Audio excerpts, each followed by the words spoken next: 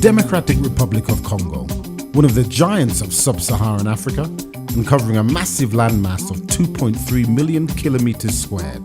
With a population of over 70 million people, this rich and resource-endowed country has undergone a number of challenges from instability, political malaise, and competing foreign interests.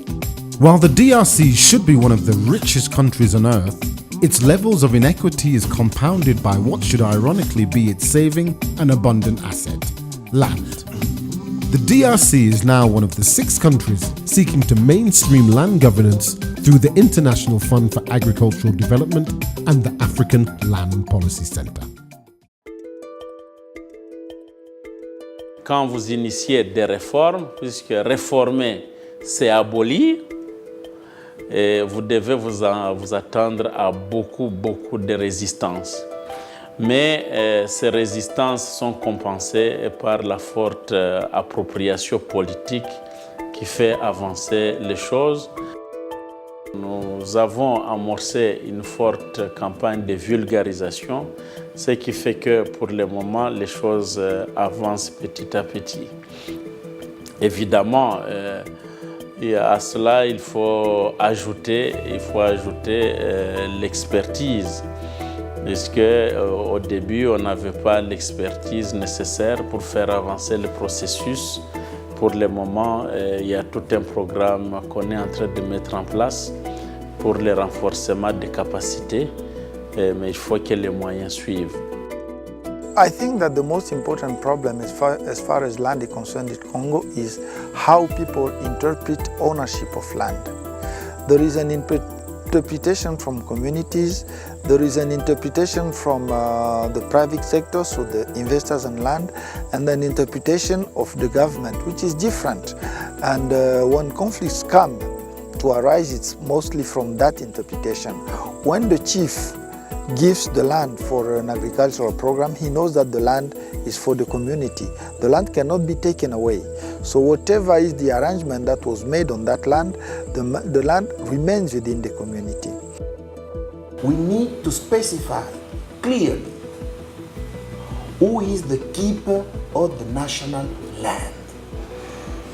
And how can he, that keeper, that natural keeper, how can he collaborate with the government to make everybody benefit correctly from the management of the land.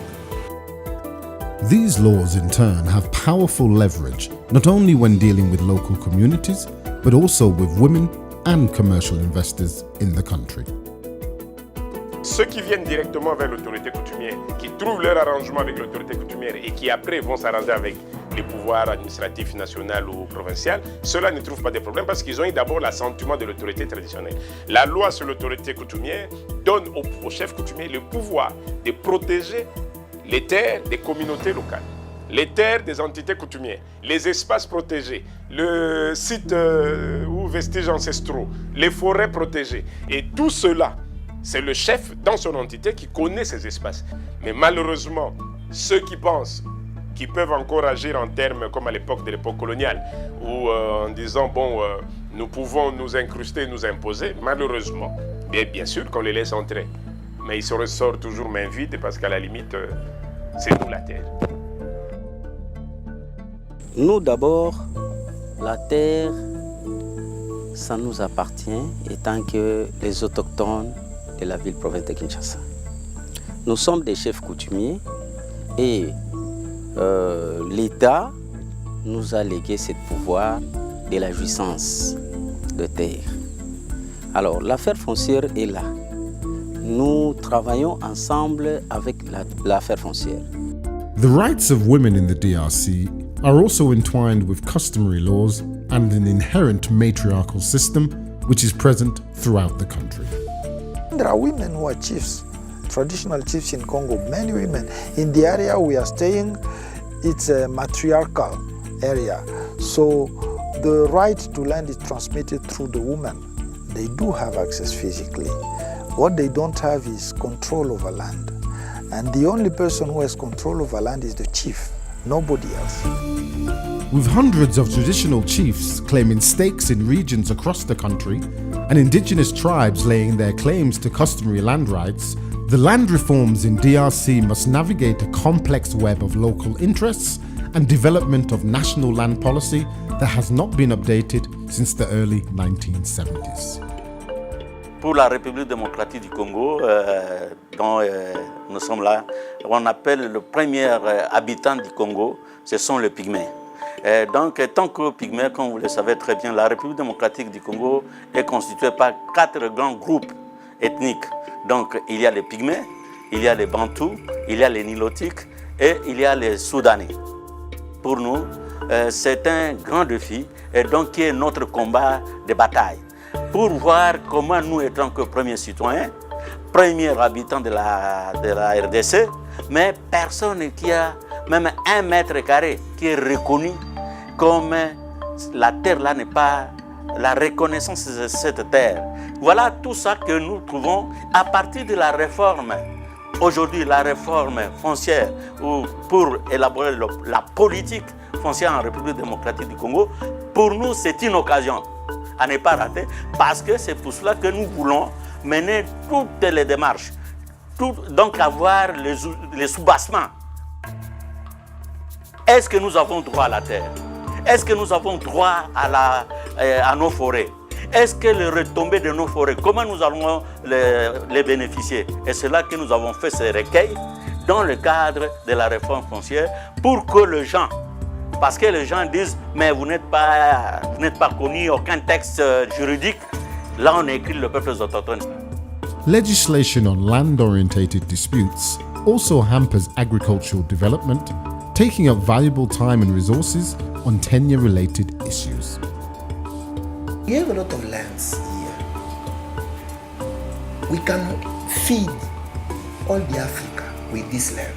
But we need to feed the Africa if we are well organized in dispatching this land to the people who are able to exploit it correctly and to make it produce food, a lot of food for everybody in this world. That is necessary, but we need policies, good policies, and good actors to make these policies be respected. Toute personne qui n'a pas de titre foncier, c'est-à-dire qui n'ont pas de titre foncier, n'ont pas droit à la terre. Or, la majorité des producteurs agricoles que nous accompagnons n'ont pas de titre foncier. Alors ça, c'est déjà un défi pour les producteurs agricoles. In forging policies that can be respected by key players, the CAADP agricultural framework has also been instrumental in identifying investment opportunities with optimal impact and return for the DRC. Le CAADP a réalisé beaucoup de progrès en RDC parce que l'élaboration du plan national d'investissement agricole a permis au pays de disposer d'un cadre fédérateur de toutes les interventions dans le secteur agricole de notre pays. Quand je parle de cadre fédérateur, je vois qu'il s'agit d'un document qui met ensemble à la fois les interventions du gouvernement, les interventions des bailleurs de fonds, ainsi que les interventions du secteur privé. Et le gouvernement qui veut jouer un rôle de leadership dans la mise en œuvre du plan national d'investissement agricole s'est lancé dans un vaste programme ambitieux, celui de l'installation des parcs agro-industriels. Et le gouvernement est assez avancé dans ce programme-là. Et les autres bailleurs aussi se sont inscrits dans la réalisation du plan national d'investissement agricole. Et il y a plusieurs projets financés par les bailleurs, que ce soit la Banque mondiale, que ce soit le Fonds international de développement agricole, qui sont actuellement en cours de mise en œuvre. Increasing the buy-in of the wider populace through civil society organizations is also key to driving the agenda for effective reform and change. Je crois qu'il y a vraiment beaucoup de choses à dire par rapport à la réforme foncière. Lorsqu'en 2012, le gouvernement prend l'option de mener une réforme foncière en RDC, au niveau de la société civile et CODELT, l'organisation pour laquelle je travaille, y a beaucoup contribué. Nous nous sommes réunis au niveau de la société civile et nous avons pris la décision de créer une plateforme de la société civile pour pouvoir organiser et structurer notre participation à cette réforme. Et CODELT a fait partie de la coordination de ce travail. Nous avons créé ce réseau, nous avons constitué un document de plaidoyer qui essaye d'aligner de façon argumentée les demandes de la société civile pour cette réforme. Parce que nous n'avons pas voulu crier comme le font habituellement les organisations de la société civile. Nous avons voulu être une force de proposition. We are in a participatory process of reforming the land sector. And one of the documents which are going to be produced is the land policy, the national land policy. For the first time since independence, Congo wants to put in place a land policy. So what are we going to do with our land? What is its position? How are we regarding? What are the main options we are going to raise on land? Also, they are going to design the first land planning policy in the country since the independence. So in that land planning reform, we want to know what use will we destine for the different parts of land in DR Congo. And I think if this reform goes together with the land reform, there will be more or less issues on land than there have ever been since the country exists.